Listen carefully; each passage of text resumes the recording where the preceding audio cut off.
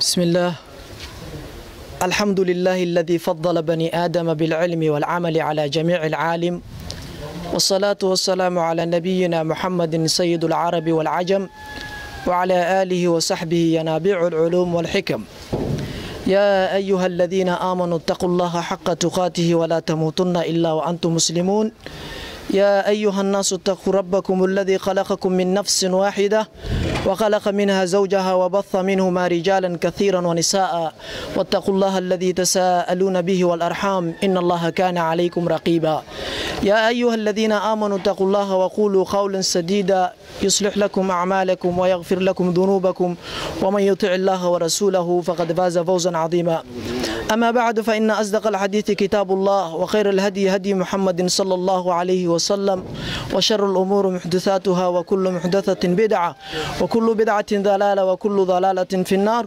أعاذني الله مني وإياكم. أحبتي في الله، السلام عليكم ورحمة الله وبركاته. بعد السلام، waxaan taaganahay tuuladii Magaleey. waxaan halkan Ilaahay subxaanahu wa ta'ala gurigiisii ku jirnaa, oo guri badan waa jira adduunyada way ka jiraan, laakiin meelaha Ilaahay subxaanahu wa ta'ala uu leeyahay oo asaga sheegtay inuu leeyahay waa masjidka. Ilaahay subxaanahu wa ta'ala wuxuu leeyahay wa anna al-masaajida lillah fala tad'u ma'a Allahi ahada. masjidka Allah iskale, cid kale yaan loo baryin, cid kale yaan loo weyneenin. Allah subxaanahu wa ta'ala saasuu leeyahay. nabiga calayhi salaatu wasalaam wuxuu yiri guri arlada ku yaalo ma jiro oo Allah uu jecel yahay ilaa masjidka maahina. shay ma jiro Allah subxaanahu wa ta'ala ugu nacab yahay oo suuqiinta keen. suuqiinta Ilaahay subxaanahu wa ta'ala waa meelaha makaanada Ilaahay subxaanahu wa ta'ala uu nacban yahay. waa meelaha Ilaahay subxaanahu wa ta'ala nabigiisa ku tilmaamay sharta iyo fasahaadka iyo khiyaanada inta badan ay ku jirto.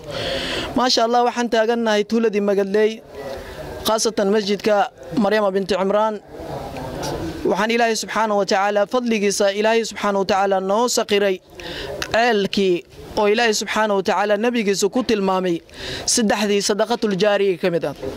Nabi Muhammad sallallahu alayhi wasallam wuxuu yiri saddex waxa kamid ah, saddex arimood waxay kamid yihiin sadaqo oo wiligeed soconayso.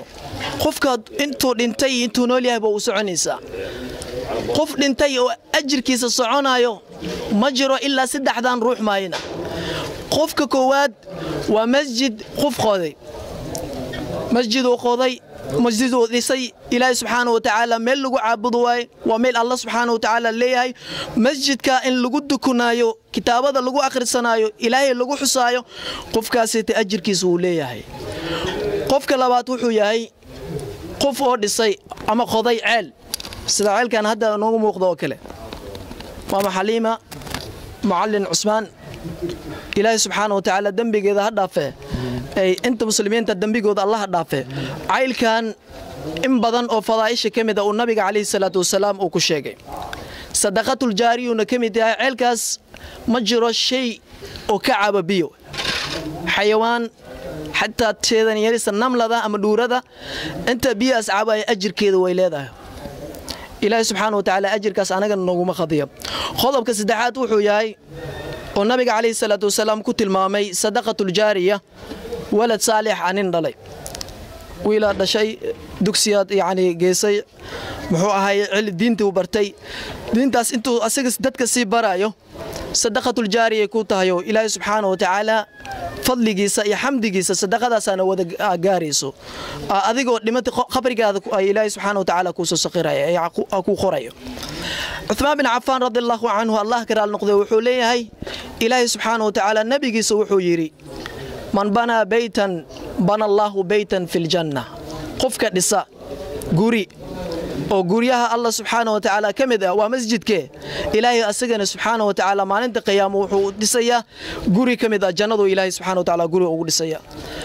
Ali bin Abi Talib saxiixaynka sida kitaabka Sunan Ibn Majah wuxuu ku leeyahay Nabi Muhammad sallallahu alayhi wasallam ayaan ka maqlay asoo dhahayo man bana baytan lillahi fi malihi bana Allahu lahu baytan mithlahu fil janna. niki maalkiisa ku dhisa, ceel ku qoda, masjid ku dhisa, dugsi quraan lagu baranayo ku dhisa, Ilaahay subxaanahu wa ta'ala asagana maalinta qiyaamo oo Ilaahay subxaanahu wa ta'ala jannada ugu dhisaya beedkaas la mid ah. ahibati fillah, qoraxdii aad u kulul darteed fadaa'isha nabi maxamed sallallahu alayhi wasallam oo sheegay ma la soo koobi karo ilaahay subxaanahu wa ta'ala iyo quraanka sida uu sheegay ما لسوكوبي كر أبي طلحة النبي عليه الصلاة والسلام أيضا مركز صدقتي لن تنالوا البر حتى تنفقوا مما تحبون وما تنفقوا من شيء فإن الله به عليم سمفل قاري ميسان أو خير قاري ميسان إلا يعني كبع إنسان وحا أتجع شاي نفت الدين وحا يجع شاي صحابي أبي طلحة لي رادو بير وين ولها والنبي عليه الصلاة والسلام مسجد كمركو كصوبحه وبيرتا سبيك عبايو ولها جرين beertiisa ugu weyneed geeda timareeda ku yaalay thimaar dhamaateeda ku taalay oo nabiga asxaabtiisa harsanayeen duhurtii waa lagu hergeli jiray aayadii markuu maqlay samafal ma gaaraysan ilaa shayga naftadiisa ay ka jeceshay aad ka bixisaan wuu sare istaagiyo gacanta u taagay yaa rasuulullah waxaan u jecelahay beerteeda beeruuxa maanta laga bilowdo laakiin alla dartiisa uu dhiibiyo waqf waay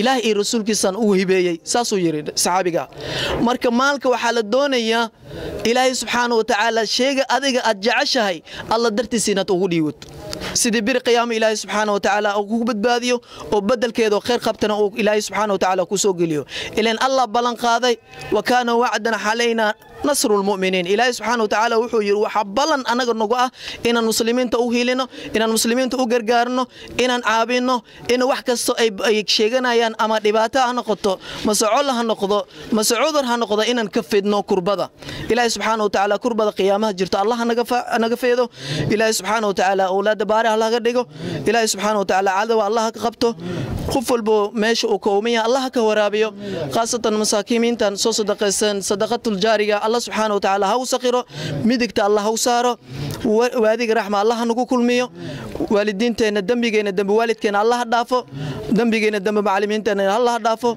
مسلمين تحنوسن الله شافيه انت عافمات قبتنا عافمات الله زايديو انت وحيسة الله بركيه انت ان وحيسن الله سيو اي مسجد كخير كي سويل ودمن هاي وسعيه هاي ما شاء الله مسجد ك باهي بدن واسك قبا باهي بدن ويلي كتاغن سدا سولر هدا ku shaqeeya waxa la rabaa masjidka inuu yaani asiga koronta qaasa uu leeyahay kitaabadii qayrka Allah uu fara badan yahay marka qayrkaas waxaan leeyahay lagu dawadeysado maama Xaliima معلن عثمان يا قبل شكري قالت سمينا الله سبحانه وتعالى مراد كذا الله سقيره كل جينا الله نسكع فيه هذا وبالله توفيق الله سبحانه وتعالى أعلم والسلام عليكم ورحمة الله وبركاته.